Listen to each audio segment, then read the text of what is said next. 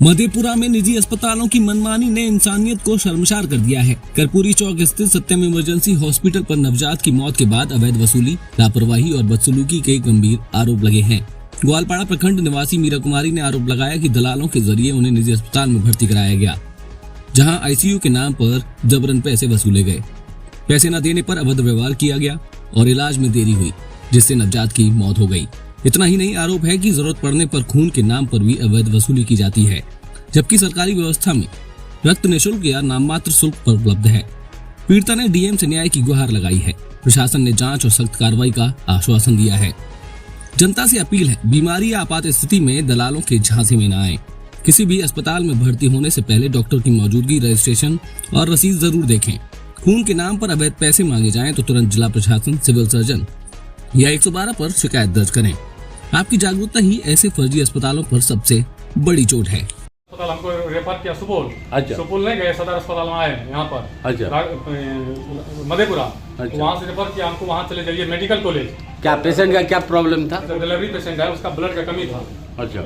वहाँ बोला कि यहाँ ब्लड का कमी है, आप चले जाइए। मैम बोली वहाँ पर क्या कहते हैं, मेडिकल कॉलेज चले जाइए। वहाँ से रात को एक लड़का आया, यहाँ हमको शिफ्ट किया 500 रुपया बेड अभी लिया, मतलब पर्ची कटाया। उसके बाद बोला कि पानी नहीं चढ़ेगा, इसको पैसा जमा कीजिए। पैसा जमा किए सर, 4500 कुछ रुपया का है। उसके बाद बोला कि ब्लड चढ़ाइएगा, अगर हम दूसरा से पैसा लेते हैं 2100 रुपया लेते हैं, अगर 21,000 आप 17,000 रुपया दीजिए, हम ब्लड मंगा देते हैं। हमको 3 जिला में ब्लड नहीं मिला है, सुपौल, सहरसा, मधेपुरा, पूर्णिया, इस सबने यहाँ दरभंगा से मंगाए हैं।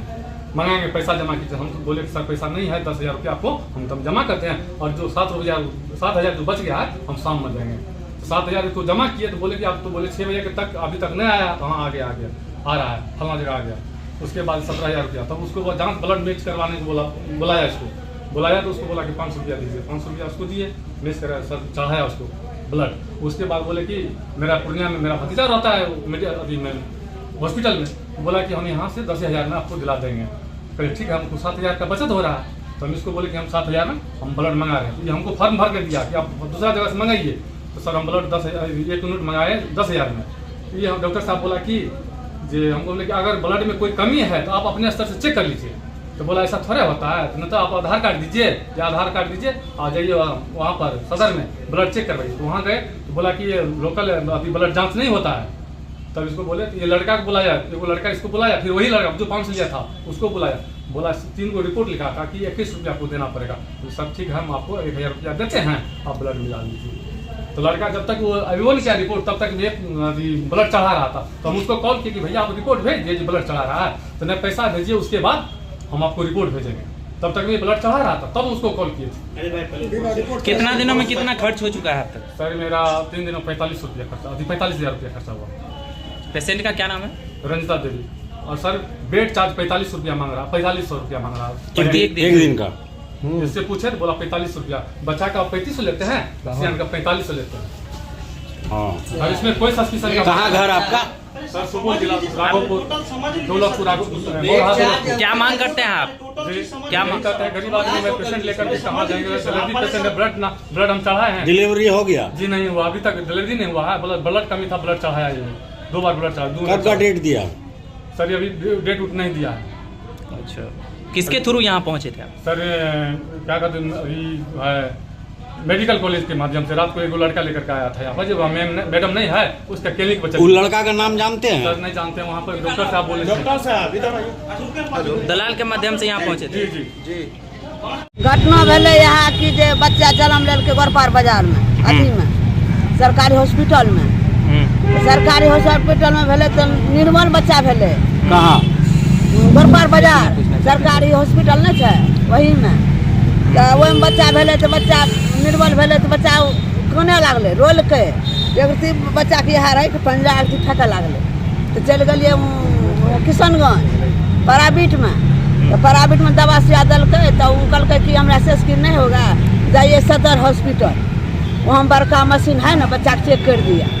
तो सर हम चल एलिए, ये रोड पर एलिए न सर, 2 युवक अले, कहल चलिए वहाँ भर्ती है बच्चा, चलिए 5,000 का लेगा, बच्चा ठीक हो गया।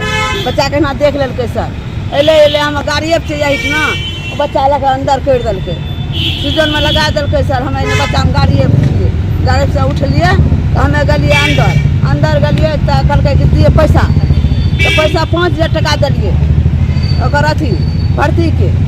तब सर दवाई दिलकै तो 5,000 टका दिलिए।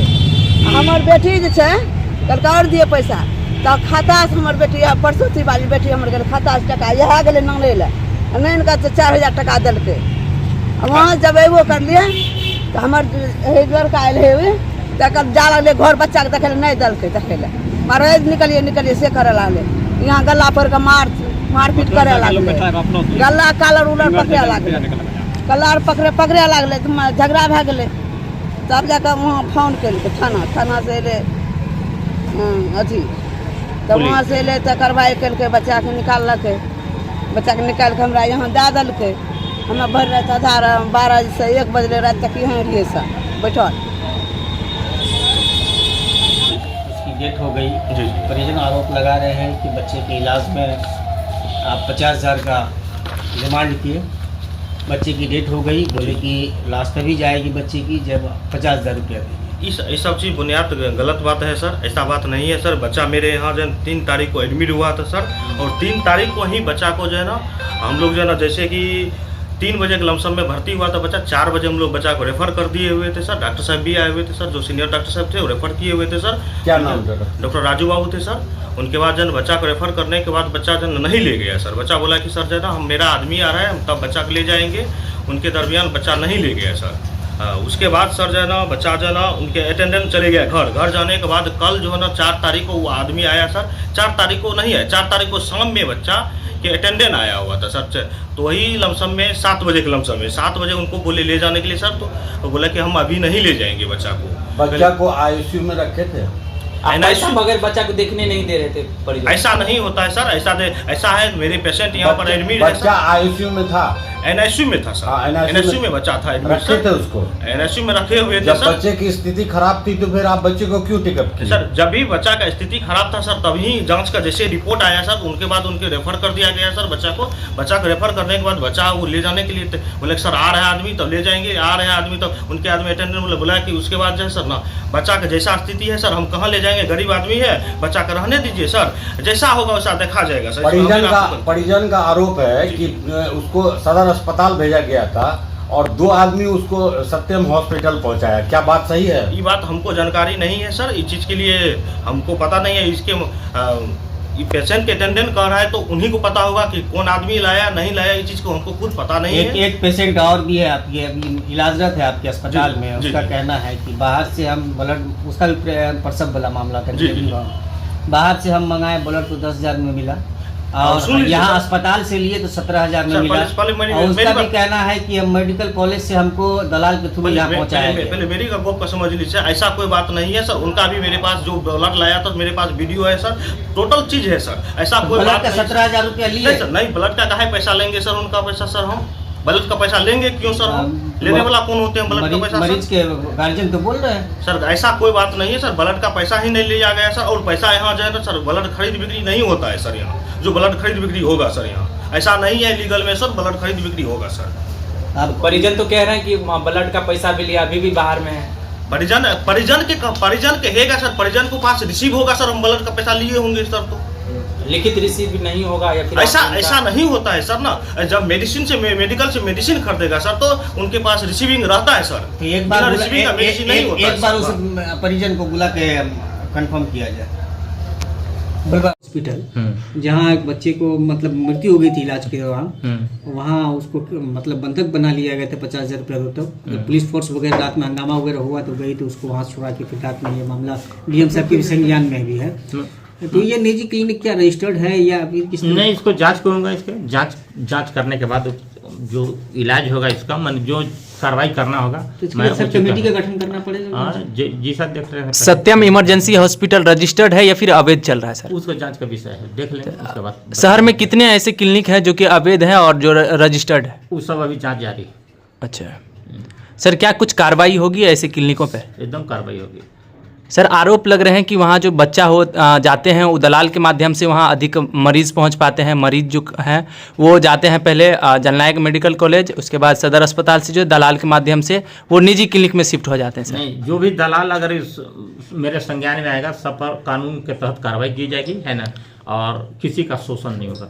सत्यम हॉस्पिटल में भी दलाल के माध्यम से वहाँ पे मरीज गए थे जिनका मौत हो गया है सर, उसका छोटे बच्चे। जांच करने के बाद इसकी सच्चाई पता लगा करके उस पर उचित कार्रवाई किया जाएगा।